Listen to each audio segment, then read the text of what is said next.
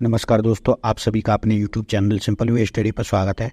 तो दोस्तों, एक नए वीडियो की शुरुआत करते हैं। इस वीडियो में हम डेली करंट अफेयर्स के 19 जनवरी 2024 के सभी महत्वपूर्ण प्रश्नों को देखेंगे। तो दोस्तों, पिछले 3 दिन से हमारा कोई भी वीडियोस नहीं आया था, ठीक है। कुछ प्रॉब्लम्स की वजह से हमारे वीडियोस नहीं आ पा रहे थे, लेकिन आज 21 जनवरी है और आज ही आपको ये तीनों वीडियोस मिल जाएंगे, ठीक है। 18 जनवरी का वीडियो आपको मिल चुका है और ये 19 जनवरी का वीडियो, ठीक है। और इसके बाद 20 जनवरी का वीडियोस भी आज ही आपको मिल जाएगा और संडे हमारा गैप रहता है, ठीक है। और 22 जनवरी से आपको नियमित टाइम पर वीडियोस आपको मिलते रहेंगे। तो चलिए वीडियो की शुरुआत करते हैं। जनवरी 2024 में ग्लोबल 500 2024, ठीक है। तो ये ग्लोबल 500 2024 नामक एक रिपोर्ट है। तो नाम से किसने अपनी रिपोर्ट जारी की है? तो ये रिपोर्ट जारी की है ब्रांड फाइनेंस ने। तो ब्रांड फाइनेंस ने एक नवीनतम रिपोर्ट जारी की है ग्लोबल 500, ठीक है। तो इसमें क्या है कि जो विश्व की कंपनीज हैं उनका आकलन किया गया है। तो इसमें सबसे मजबूत भारतीय ब्रांड्स की बात करें तो जियो रहा है, ठीक है।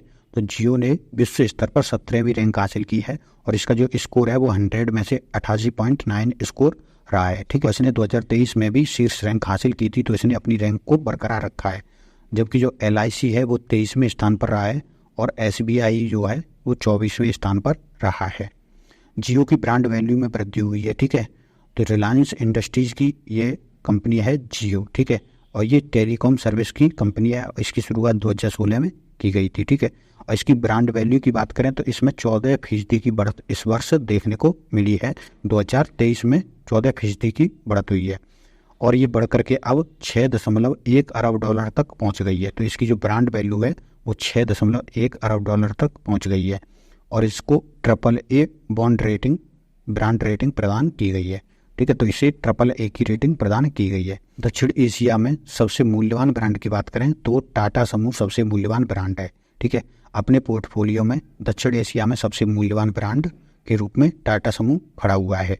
टाटा समूह क्यों है? क्योंकि इसकी 3 प्रमुख शाखाएं हैं, टाटा मोटर्स, टाटा स्टील और टाटा TCS, ठीक है, टाटा कंसल्टेंसी सर्विसेज।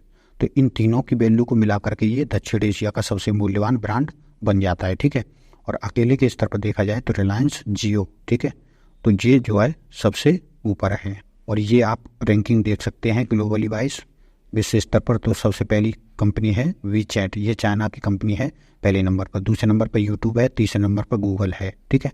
तो ये रैंक आप पूरी देख सकते हैं। इस 24वें नंबर पर SBI और 23वें नंबर पर LIC आपको दिखाई दे रही होगी और 17वें नंबर पर जियो दिखाई दे रही होगी। केंद्रीय पशुपालन और डेयरी मंत्रालय के अनुसार भारत का सभी तरह के मवेशियों के दूध उत्पादन में विश्व में कौन सा स्थान है? तो ये है पहला स्थान। तो केंद्रीय पशुपालन और डेयरी मंत्रालय ने एक रिपोर्ट जारी की है, ठीक है। इस रिपोर्ट में बताया गया है कि भारत सभी तरह के मवेशियों के दूध उत्पादन में विश्व में शीर्ष पर है और ये विश्व के कुल 24% दूध का उत्पादन करता है। तो भारत का जो दूध में उत्पादन का योगदान है वो 24% है। पिछले 1 दशक में दूध का उत्पादन देखें तो ये 57% तक बढ़ा है, ठीक है। और जो प्रति व्यक्ति दूध की उपलब्धता जो है वो 2022-23 में 459 ग्राम प्रतिदिन, जो पहले 303 ग्राम प्रतिदिन थी, ठीक है। और विश्व में दूध की औसत खपत जो वर्तमान में है वो 394 ग्राम प्रति व्यक्ति है। तो भारत में विश्व में जो खपत है उसकी तुलना में 65 ग्राम दूध ज़्यादा खपत है, ठीक है। 65 ग्राम प्रतिदिन की खपत ज़्यादा है और भारत में कितनी है? तो 559 ग्राम प्रतिदिन। सफलता के कारण क्या है? सफलता के कारण है राष्ट्रीय गोकुल मिशन योजना, ठीक है। तो इसकी शुरुआत दिसंबर 2014 में की गई थी। तो इस योजना के तहत क्या किया गया है? तो वैज्ञानिक तरीके से देसी गौजाति नस्लों का विकास और संरक्षण किया जा रहा है। गायों और भैंसों का परंपरागत प्रजनन तरीके से अलग किसानों के लिए अत्याधुनिकतम सुविधाओं को उपलब्ध कराया जा रहा है। मतलब जो अत्याधुनिक तरीके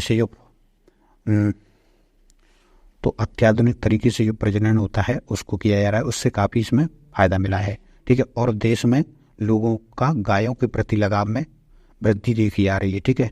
तो जो हमारा जो यहाँ का जो पशुधन है उसमें गायों का जो योगदान है वो 51% है और भैंसों का 47% है, ठीक है। तो इसमें गाय की संख्या ज़्यादा है, यानी कि जो गायों के प्रति लगाव है वो ज़्यादा है। भारत में प्रत्येक वर्ष दूध का उत्पादन जो है 5.9% से ज़्यादा की दर से बढ़ रहा है, जबकि ये वैश्विक जो वृद्धि हो रही है, ये विश्व स्तर पर जो वृद्धि हो रही है उससे 3 गुना ज़्यादा है। ठीक है, तो विश्व में इतनी ज़्यादा वृद्धि नहीं हो रही है। भारत के दूध की विदेशों में भी मांग बढ़ी है। ठीक है, तो जो 2022-23 में भारत से 65 लाख टन डेयरी प्रोडक्ट का निर्यात किया गया था। भारत में दूध का उत्पादन जो है वो 2022-23 में बढ़ करके 2306 लाख टन हो गया है।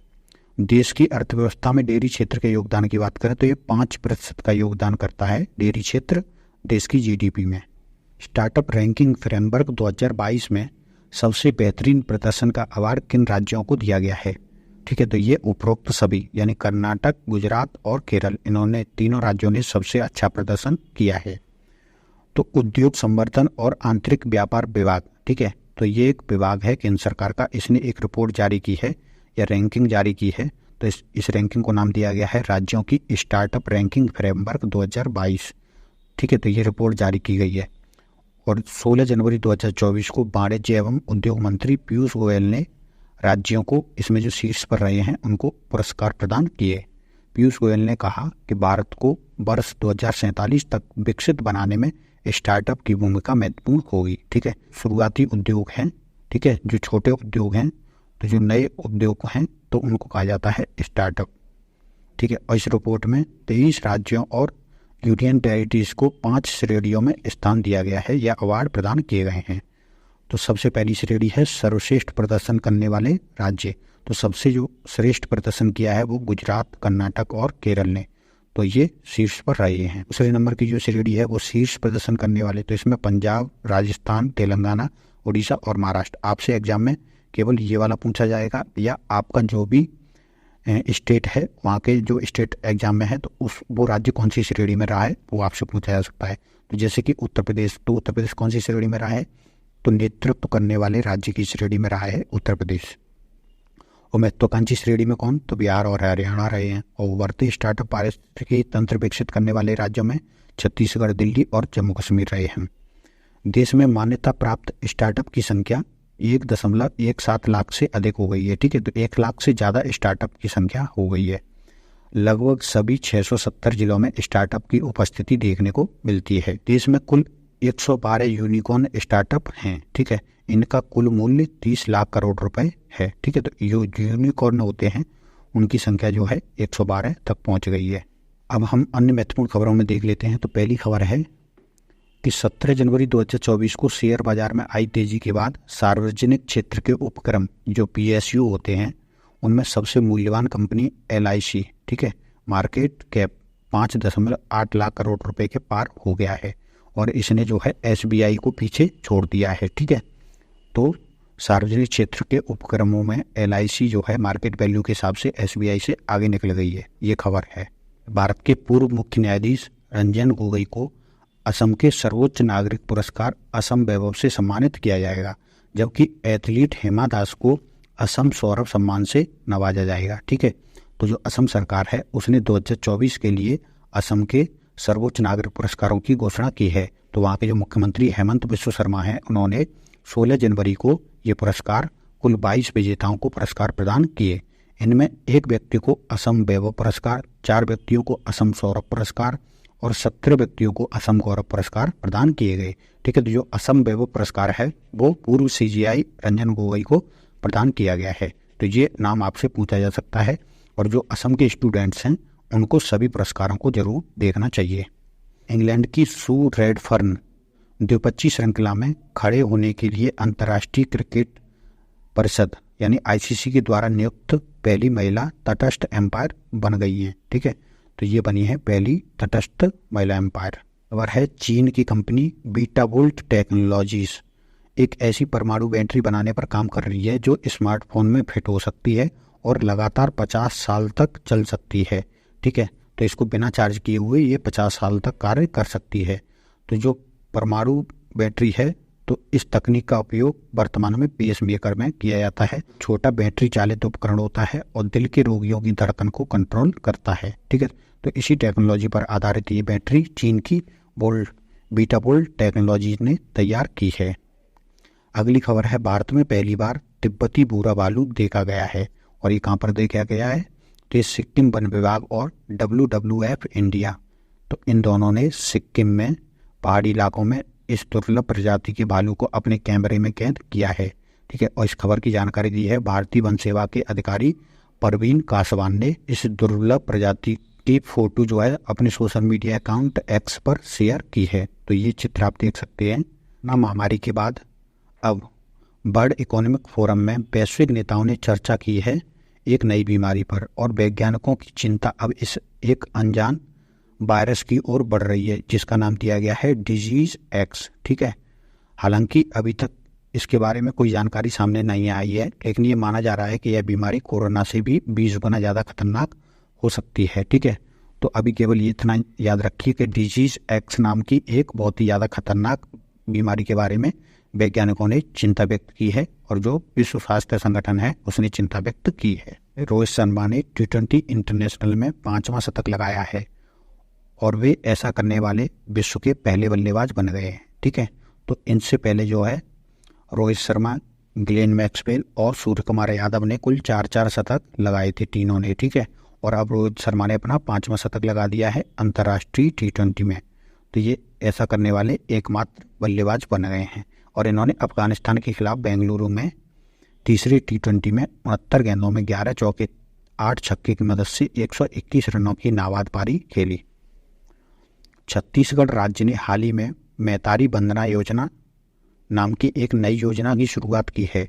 तो मध्य प्रदेश में एक योजना चलती है लाडली बहना योजना, जिसके तहत वहाँ की माता बहनों को 1200 रुपये प्रतिमाह प्रदान किए जाते हैं। तो इस योजना की सफलता को देखते हुए छत्तीसगढ़ सरकार ने मैतारी वंदना योजना शुरू की है, और इसके तहत छत्तीसगढ़ की महिलाओं को प्रत्येक महीने 1000 रुपये प्रतिमाह की आर्थिक सहायता प्रदान की जाएगी। ठीक है, तो मैतारी वंदना योजना छत्तीसगढ़ सरकार ने शुरू की है। अगली खबर है खादी और ग्रामोद्योग आयोग। तो ये KVIC एक संस्था है केंद्र सरकार की।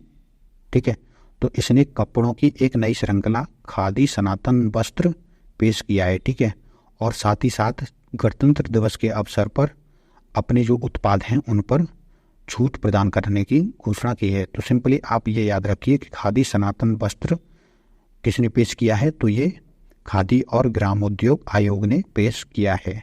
अगली खबर है EPFO ने एक सर्कुलर जारी करते हुए साफ कर दिया है कि अब भारतीय विशिष्ट पहचान प्राधिकरण UIDAI, ठीक है, तो ये संस्था जो है वो आधार कार्ड का संचालन या निर्देशन करती है। ठीक है, तो इसके दिशा निर्देशों के अनुसार आधार कार्ड को अब जन्म प्रमाण पत्र के रूप में मान्य नहीं किया जाएगा। ठीक है, तो EPFO ने ये कहा है कि आधार कार्ड को अब जन्म तिथि प्रमाण पत्र के रूप में मान्य नहीं किया जाएगा, जैसा कि जबकि अब तक UIDAI ने इसको शुरू से ही मान्यता नहीं दी थी। प्रधानमंत्री नरेंद्र मोदी जी ने कोच्चि केरल में 4000 करोड़ रुपए से अधिक की 3 महत्वपूर्ण बुनियादी ढांचा परियोजनाओं का उद्घाटन किया है, जो भारत में बंदरगाहों, शिपिंग और जलमार्ग क्षेत्र को बदलने की दिशा में एक महत्वपूर्ण कदम है। ठीक है, तो इन क्षेत्रों में ये महत्वपूर्ण परियोजनाओं की घोषणा की गई है।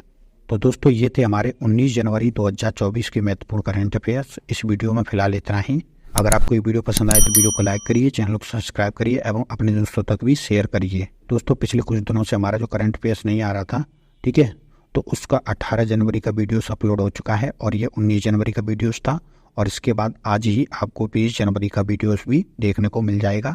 ठीक है, और 22 जनवरी से आपको नियमित वीडियो आपको चैनल पर मिलते रहेंगे। धन्यवाद।